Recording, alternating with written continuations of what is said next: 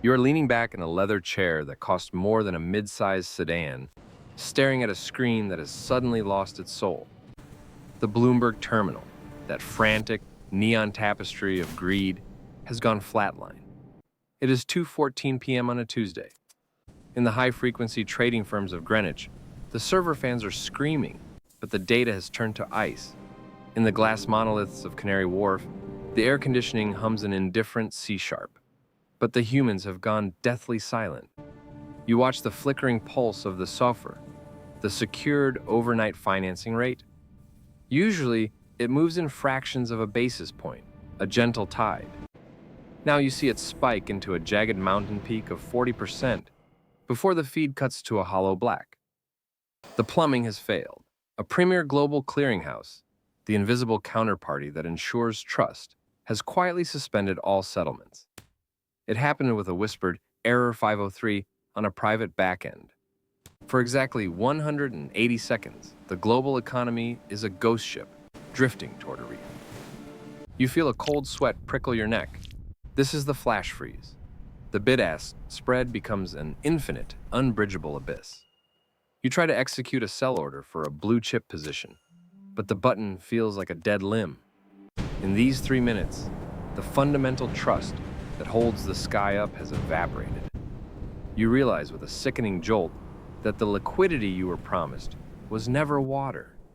It was a mirage in a digital desert. You are witnessing the exact second the system breaks. It isn't an explosion of fire. It is a cursor that refuses to blink. The architects have pulled the pin to protect their own dry powder. You are left in the silence, watching the seconds tick by on your mechanical watch. The world has changed, and you are the only one who knows the bill is about to come due. Just hours ago, you were walking through a world heavy with the scent of cheap credit and the sweet, rotting perfume of infinite growth.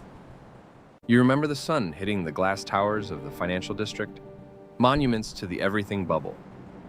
For over a decade, the cost of borrowing was effectively zero, a central bank-induced hallucinogen that distorted reality. When money costs nothing, risk becomes an abstract concept, a relic of a primitive past. You lived in a carnival of amnesia.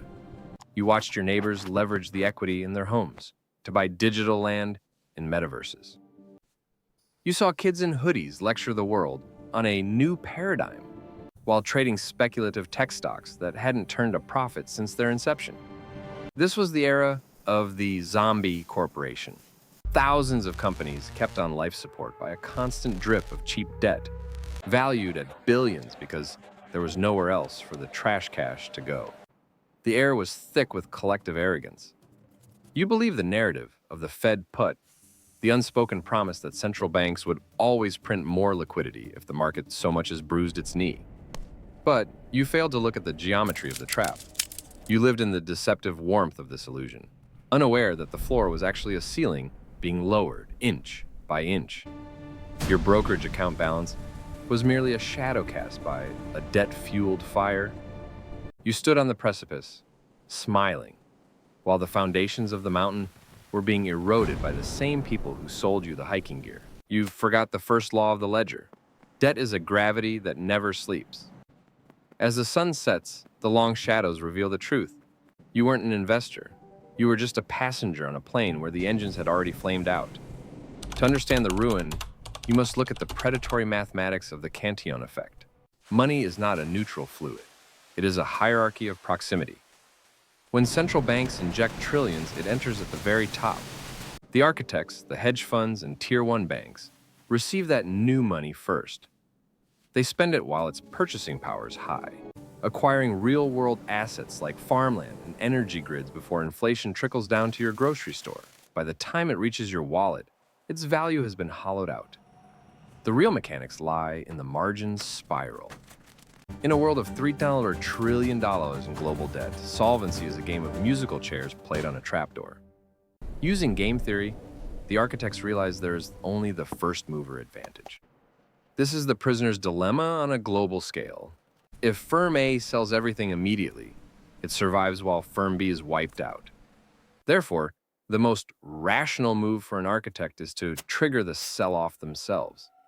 They need the reset, because a market that only goes up has an entry price too high even for them. By quietly tightening the repo markets, the architects create a liquidity drought, the turnstile of ruin. As cash becomes scarce, collateral values dip, triggering margin calls. Because the architects have already locked their vaults, there's no cash to be found. This is where the machine converts allies into exit liquidity. They sell their positions into your desperate buy-the-dip orders. You are the dip. Your retirement fund is the fuel they use to exit their burning building. They aren't losing money.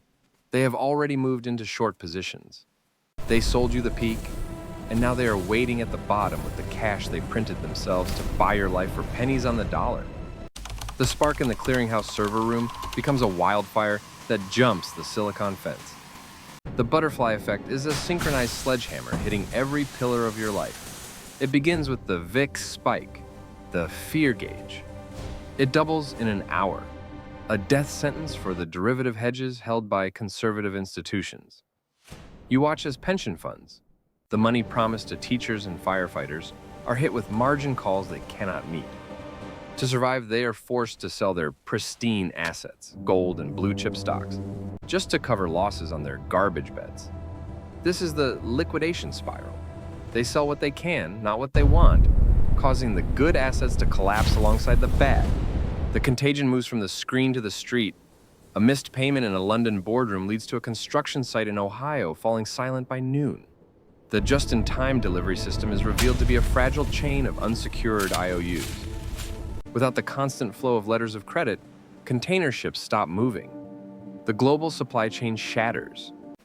You see the line at the grocery store grow longer as the price of bread adjusts to the reality of a broken currency. The most chilling realization comes when you look at your own liabilities. You thought your mortgage was private. You were wrong.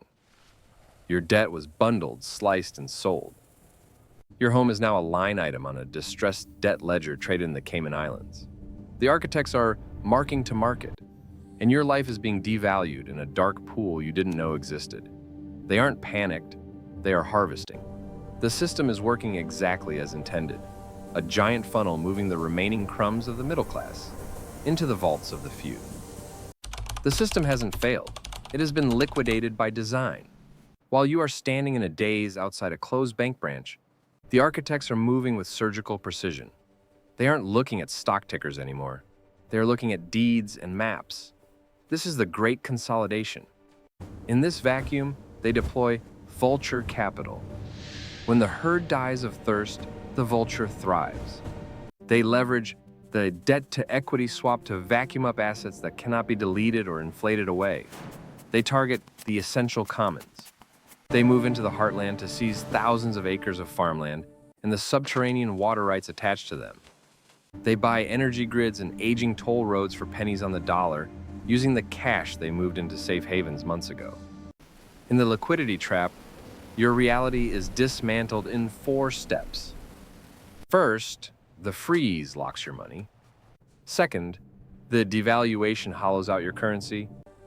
Third, the foreclosure hits because your assets are frozen. Finally, the acquisition completes, when the architect who bought your debt for 5 cents on the dollar becomes your landlord.